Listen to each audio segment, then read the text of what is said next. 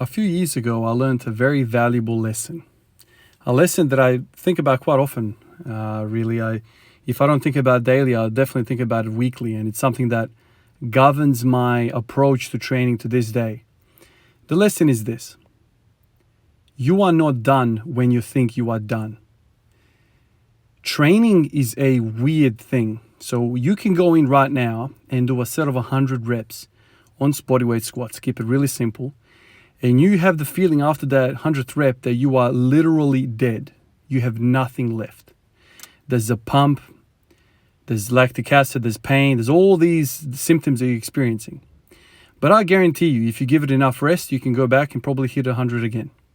If not 80 or something like that. The way I learned this lesson was basically through, I was reading a book. Basically, I read a book called Power to the People by Pavel Tsatsouline.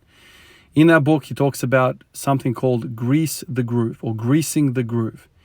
It is a methodology for training where you gain strength without putting a lot of muscle on. It is very useful for people that are in combat sports, people that are in the army, people that don't want extra body weight, but want to have the performance. Why wouldn't a soldier want extra body weight? Well, as Pavel Tsatsouline says, when you are building a killing machine, what a soldier really is, or special forces. He was the trainer of Spetsnaz, I believe. That's how you say it in Russia, it's special forces. He basically described it like this: if I have to send 10 guys into Afghanistan to take out a target, do I want a whole freaking truck, a whole semi-trailer following them with freaking food? No, you don't want to do that. You want somebody that's not reliant on calories, not reliant on energy, somebody that is low maintenance and can do the job. If you are a bodybuilder, you're going to be starving before you even get off the damn helicopter, right? You want somebody that's lean. Every single ounce of muscle, every single ounce of body weight that this person has is there for a reason. Kind of like a race car. You don't want to have an air conditioner set up. You don't want to have a dashboard. You don't have like all these things that are just useless for the art of driving a car around the track really fast. Every little kilo that is on that car is there for a reason.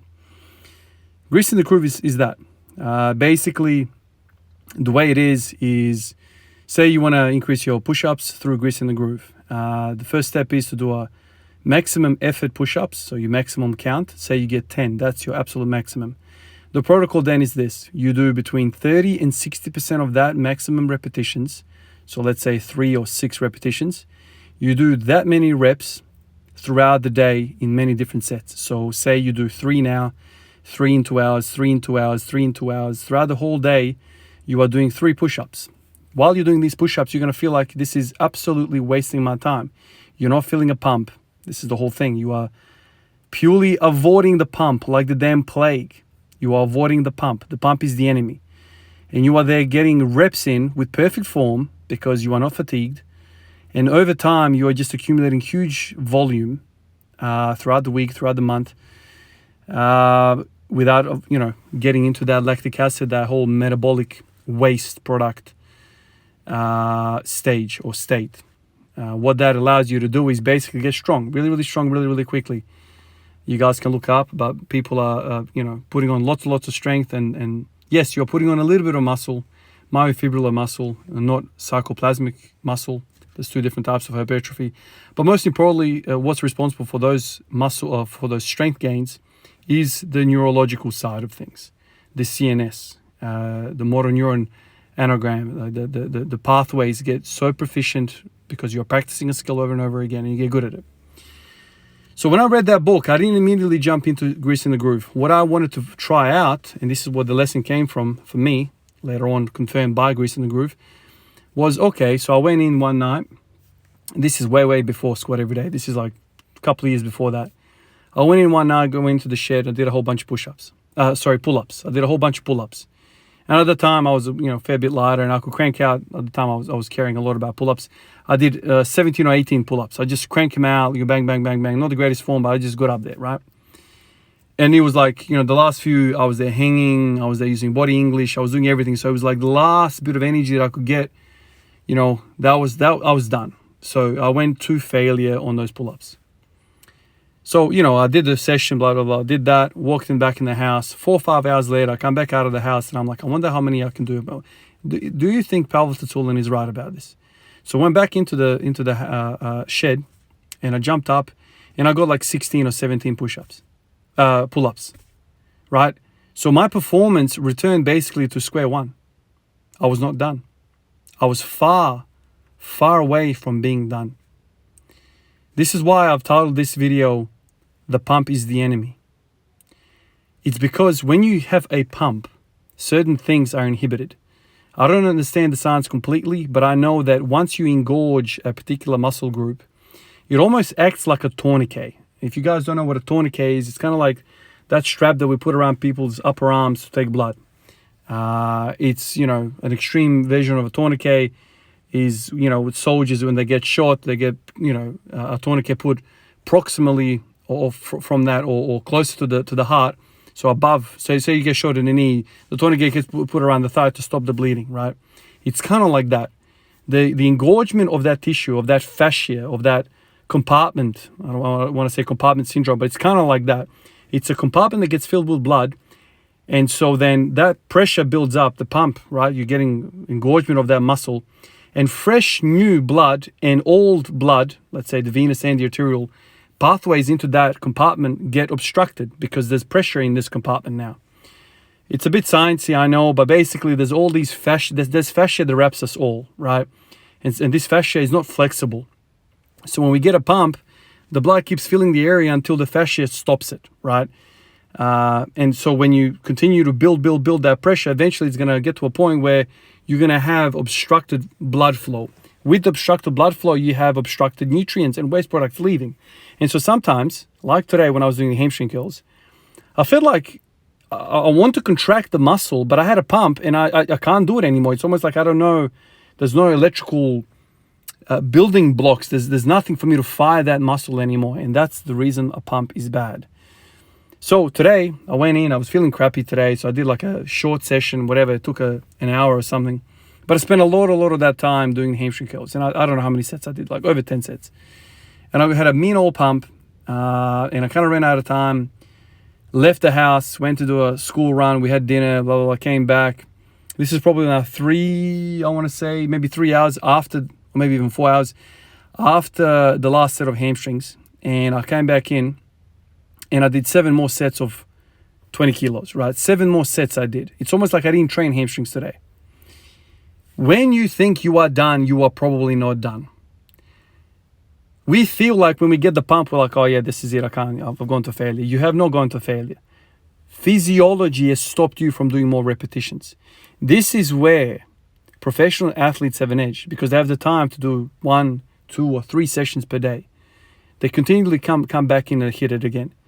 It's almost like a defensive mechanism of the body to say, okay, we've done enough. But it's also interesting to think about this because if you take lessons from Grease in the Groove, what Pavel Tsatsouline taught us all, and you apply it into your training routine and you stay away from the pump, but you accumulate more volume because you've now, stepped away from the pump, is that beneficial? Is more volume better? Or are we really valuing those last few reps in a set more than the total volume?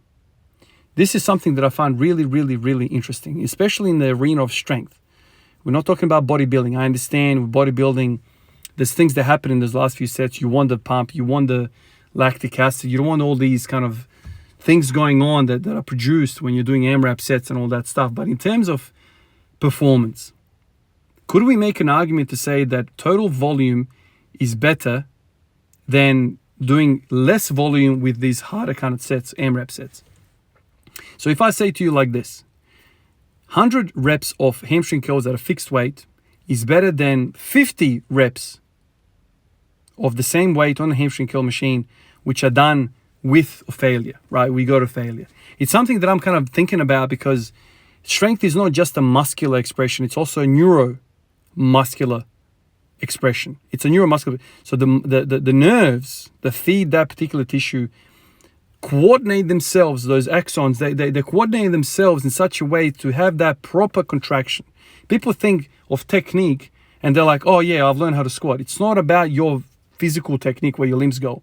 It's that microscopic level. It's like the nerves, how they fire, how that whole axon fires. It's like This is why Grease and Groove works, is because you are now sending, messages down the same side street, which through practice becomes a freaking highway, because you're continuously repeating that skill over and over and over again.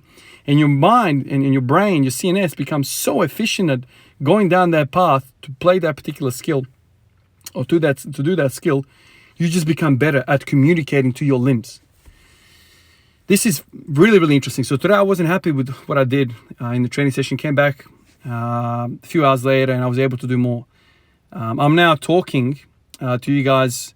Only a few moments ago I did the last set of 7. I did 7 sets of 10 with these 20 kilo plates, with two 10 kilo plates on the hamstring curl machine. And I did the same thing earlier and I was exhausted. I was failing. I was doing forced reps towards the end. Now I've done 7 more sets and I feel like I can do a couple more. And now I'm talking to you guys and there's probably 10-15 minutes in this video, whatever it is. And after that long rest, I reckon I could do another maybe set or 2. So it's something that I think about often. I don't know whether you guys ever had experience with this, but you do your maximum repetitions or whatever you want to do right now. You had a really, really tough session this morning. I guarantee if you come that night, you're going to be able to do basically 75% of that session. It depends what you do, right? But it is incredible what a pump does to you. It changes your perception of the tissue. It changes it just makes you believe you're done, but you're not done. This is something really, really interesting. And when you think about people in the field, the trades, bricklayers, you name it, all these type of people, when they're working, they're rarely working towards failure. You don't get the bricklayer like working through a pump. Once he gets a little bit tired, he stops, gathers himself, goes again. It's like that manual labor type of mentality when we train. But a lot of people come into the gym and they're like, oh, let's go one more rep. Maybe that's not the most efficient way. Maybe it's not the best way to train. Maybe we should stop when the muscle gets warm, stop a little bit, rest, go again. I don't know. It's something to think about, something that I continuously kind of see. And this is why I reckon these professional athletes have several sessions throughout the day. It's another element to their training. It's another side thought to their training. You don't have to cram in a 3-hour session. You're better off probably doing an hour and a half session times 2. You're probably better doing that. Probably better quality. Anyway, guys, that's what's on my mind today. I'm going to go in and do a couple more hamstring curls and call it a night. Thank you everyone on the Patreon list and the comments. Obviously, I get stimulated by you guys all the time when it comes to this. Anyway, I could keep going on, but there's a black screen and I don't want you guys to do that. I'll catch you guys in the next one. Peace out.